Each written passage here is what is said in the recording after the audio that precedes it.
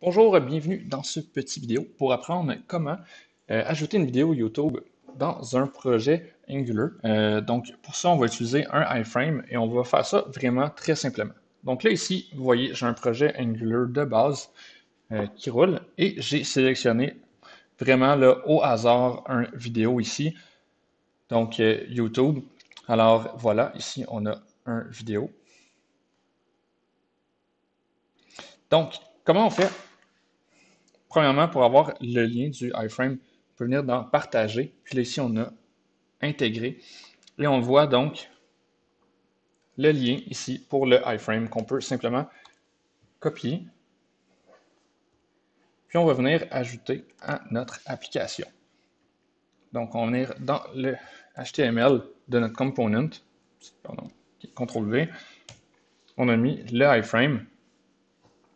On va sauvegarder. Et on va revenir voir. Oups, pardon. Ici, on peut voir maintenant la vidéo qui joue. Donc, on est content, mais ce ne sera pas la seule chose qu'on va faire. Parce que là, ici, on a un URL statique. Okay, c'est bien beau, mais si on veut que ça vienne, par exemple, d'une variable, on va prendre l'URL ici, et puis on va faire quelque chose d'un peu mieux. Donc, on va mettre, disons, une variable ici, dans notre component, dans le code. Qu'est-ce qui se passe maintenant si on dit, OK, donc la source de notre iframe, ça va provenir du code, donc on va le mettre entre crochets, et on va dire notre variable ici, c'est la variable URL. Si on sauvegarde ça, on se dit logiquement, ça devrait fonctionner. Okay. La source, ça vient de l'URL, et notre URL, elle est juste ici.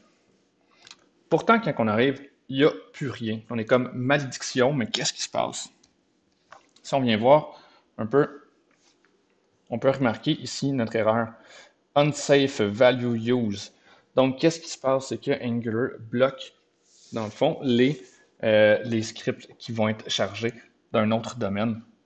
Donc, c'est pour ça qu'il nous dit ici, comme que l'URL n'est pas de notre domaine, mais du domaine de YouTube, automatiquement, il va venir bloquer ça pour des raisons de sécurité. Donc, si on veut que ça fonctionne, il va falloir lui dire vraiment, c'est correct, fais confiance à l'URL qu'on a ici. Donc, pour ça, on va essayer de se faire quelque chose comme une petite méthode ici qui va nous permettre de valider tout ça. Donc, getSafeURL, qu'on va pouvoir éventuellement là, compléter. Puis ici, à la place de récupérer directement l'URL, on va dire récupère l'URL un coup qu'on lui a fait confiance. Donc, si on revient ici, OK. Alors, qu'est-ce qu'on va devoir faire? Il y a un truc ici qu'on peut inclure. OK, ça, le sanitizer. Ouais, je pense que c'est comme ça. OK, c'est le DOM sanitizer. Exactement. Qui s'inclut ici, c'est bon, qui va nous permettre de faire confiance à des ressources externes. Donc maintenant, on va pouvoir ici faire un return, utiliser maintenant notre sanitizer pour lui dire ici, on voit là, bypass security et trust. Oups. Ici, ce qu'on a, c'est pas un style, mais bien trust. URL ou ressource URL, là, je ne suis plus certain. Je pense que c'est URL. Essayons ça.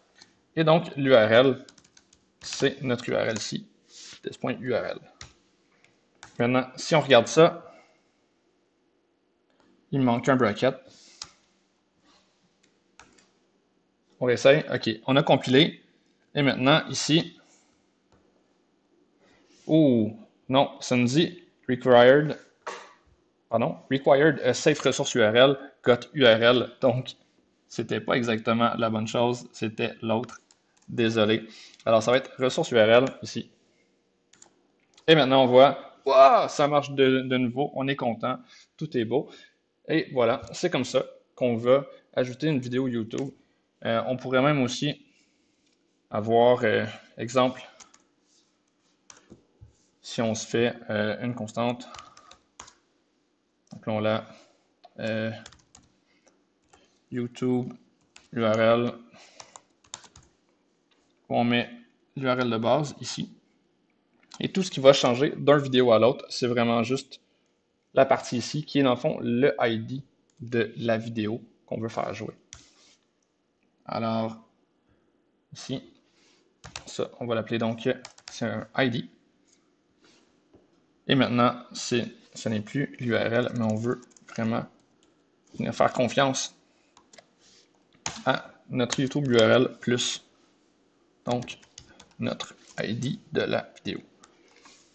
Alors, voilà. Et on remarque, ça fonctionne toujours très bien. On a encore notre vidéo. Donc, voilà.